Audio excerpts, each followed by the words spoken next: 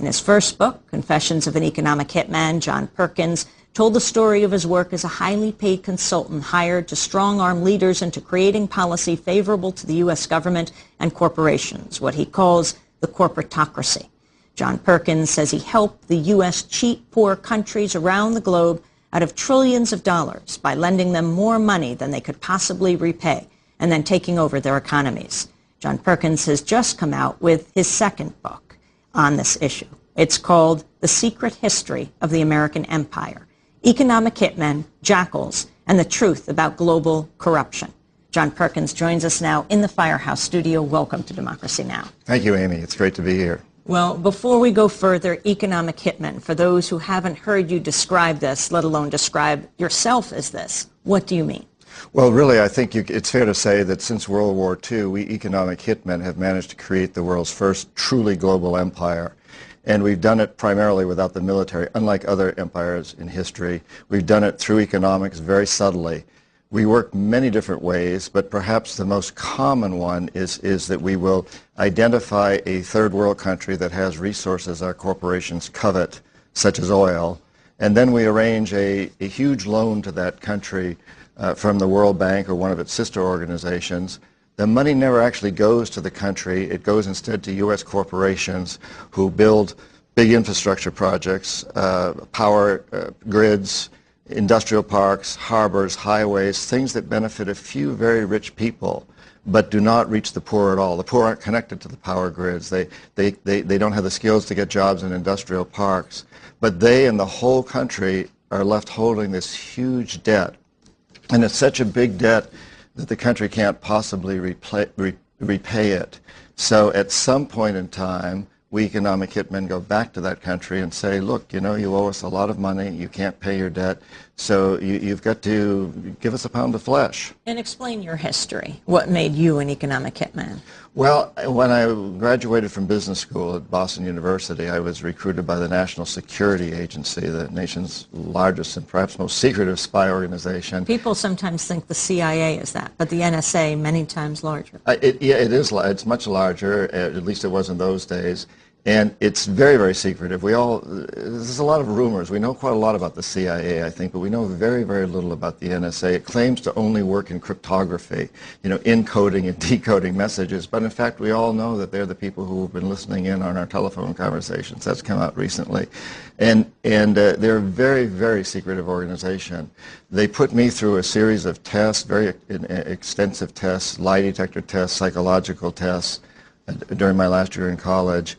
And I think it's fair to say that they identified me as a good potential economic hitman. They also identified a number of weaknesses in my character that would make it relatively easy for them to hook me, to bring me in.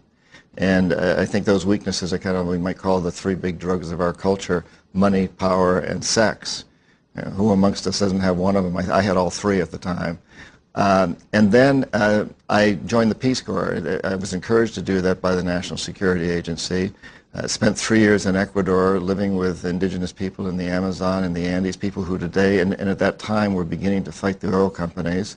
In fact, the largest environmental lawsuit in the history of the world has just been brought by these people against Texaco, Chevron.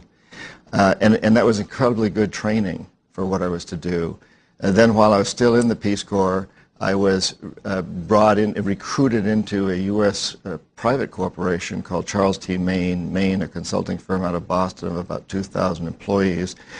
Very low-profile firm that did a tremendous amount of work of what I came to understand was the work of economic hitmen, as I described it earlier, and that's the role I began to fulfill, and eventually it kind of rose to the top of that organization as its chief economist. And how did that tie to the NSA? Was there a connection?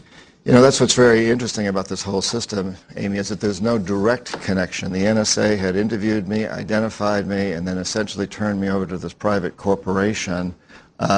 It's a very subtle and very smart system whereby it's the private industry that goes out and does this work. So if we're caught doing something, if we're caught bribing or corrupting local officials in some country, it's blamed on private industry, not on the U.S. government.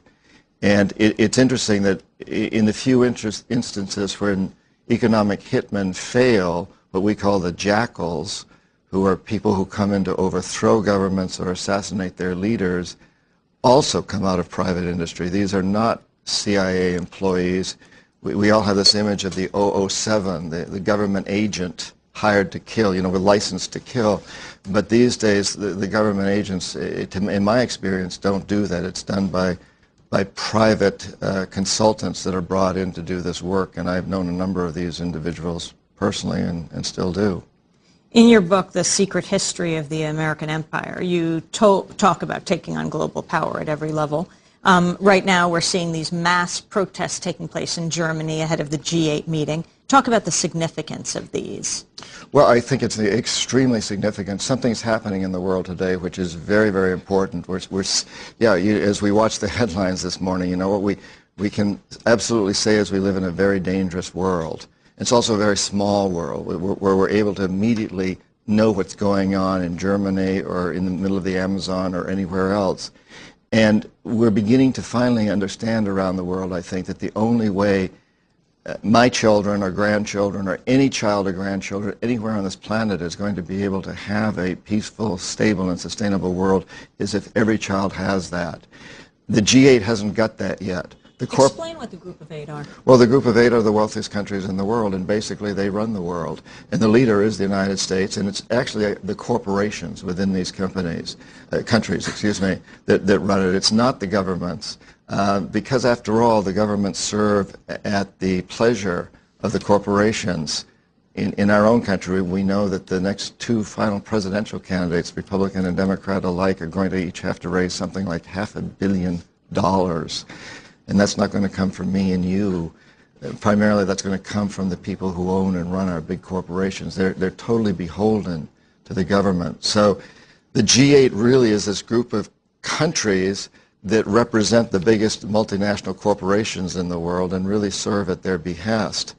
And what we're seeing now in Europe, and we're seeing it very strongly in Latin America, we're seeing it in the Middle East, we're seeing this huge undercurrent of resistance, of protest against this empire that's been built out of this.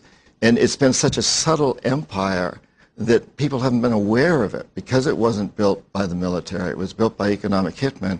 Most of us aren't aware of it. Most Americans have no idea that these incredible lifestyles that we all lead are because we're part of a very vicious empire that literally enslaves people around the world, misuses people. But we're beginning to understand this, and the Europeans and the Latin Americans are at the forefront of this understanding. Well, we're going to talk to you about Congo, about Lebanon, about the Middle East, about Latin America, much of what you cover in The Secret History of the American Empire when we come back.